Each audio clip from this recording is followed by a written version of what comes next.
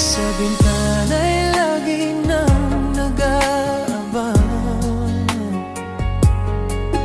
ng iyong sulyap habang nagdaraan.